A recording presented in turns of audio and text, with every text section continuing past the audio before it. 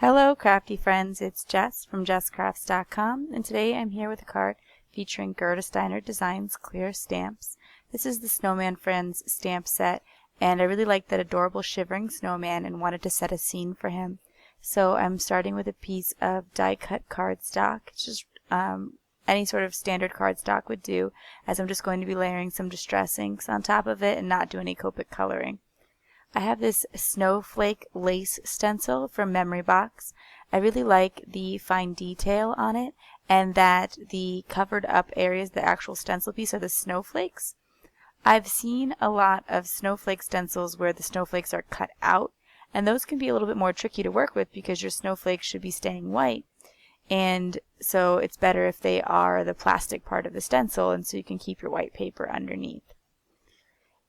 For today's card, I'm using chipped sapphire, mermaid lagoon, and peacock feathers. I want to create a really bright and fun sky. As you may have noticed from a couple of different cards and videos I've done, that my really go-to color combination for Christmas this year has actually been like a bluish turquoise and purple, and this card is going to have a similar sort of theme.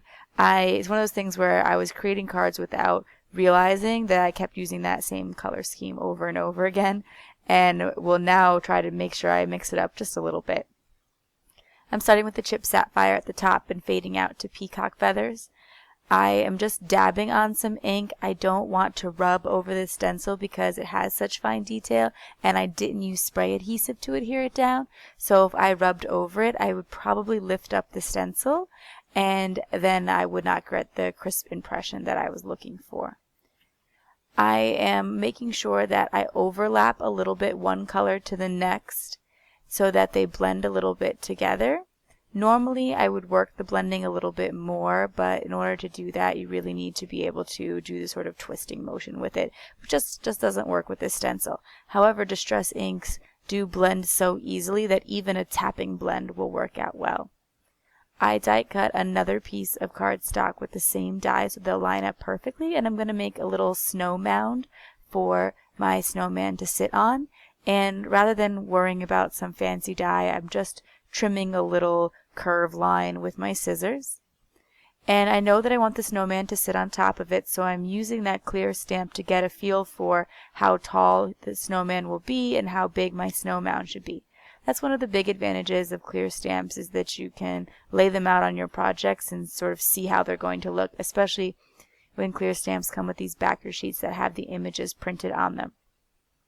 So I'm going to stamp my snowman directly onto the background because I'm using this shivering snowman, and so his little shiver movement lines I want to be showing through, but then I will be stamping him on a separate piece of paper, coloring him and adding him on top of the snow and on top of all of these snowflakes, but those little shiver lines are already now in place. It also helps me to have a good idea of where I should place things. To create the look of snow, I'm using the Bow Bunny glitter paste. It is in the clear color, which has been really fun to use because it can be colored with a number of re-inkers. I personally own a lot of the distress re-inkers, but it will work with other ones as well. Alcohol inks will color it, so I encourage you to explore what you have, but it's great because the clear is perfect for snow, but then can also be adapted to any color that you have on hand. As mentioned before, I am going to be stamping the snowman out separately and coloring him, so I'm going to do that with the My Favorite Things Black Licorice Hybrid ink, and I'll be using a thicker cardstock in this instance. Because this is a brand new stamp set, I am stamping down 2 images. I find that sometimes with clear stamps the first impression with a brand new stamp set isn't perfect, and that's totally normal. And you might want to stamp it once or twice on a piece of scrap paper beforehand. But I also stamped it twice because I was going to experiment with a new style of coloring where I'm going to be using a little bit of blue to color in the snowman instead of using some of the grays that I would normally use. So I colored the scarf and hat with some purples, and I didn't really want to show the coloring for that because it's pretty straightforward. It's like a lot of other coloring I've done. But here, instead of adding the little bit of color on the snowman, with, say, a cool gray, which I would have done in the past, I decided to try out the suggestion of adding a little bit of blue instead. In this case, I'm adding a BG color, so it is sort of a tealish blue, and I am just laying down a very light touch sweeping from the sides. Because I colored this before I fussy cut it out, it made it a little bit easier to make sure that that dark color is on the outside, and I'm able to get really light flicks of color.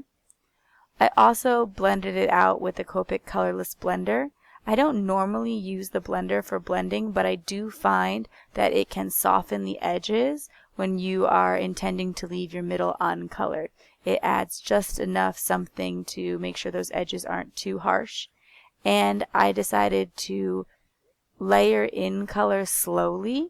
So rather than initially go really dark, I put a layer in with the lightest hand I could, blended it out with the 0 marker, and then if I felt like it could use just a touch more blue, went back in with the blue. I felt that that was the best way to make sure that it didn't wind up too heavy-handed, because the first time I tried it, it was a little more heavy-handed than I intended.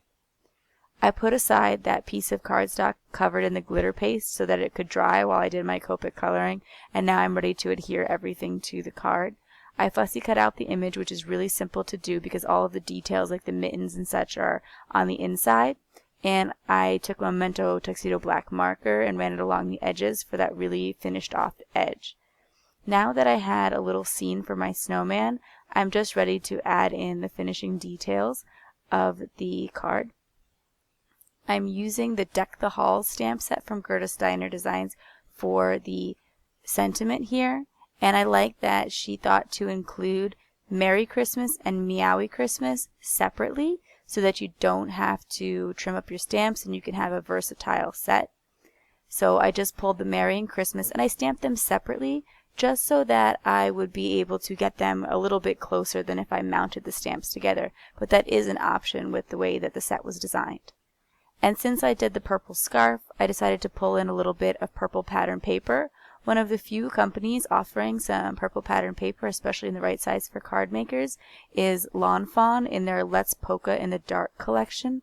I really particularly like this piece where it's just a tone-on-tone purple stripe, and I could create that with stamps and probably will when I run out of the paper, but I just really like how they have those simple small patterns that are so easy to work with. So I trimmed it to a standard card size of 4 by 5 1/4, which then I can put on an A2 size card, which is 4 1/4 by 5 1/2. And that is it for my card today.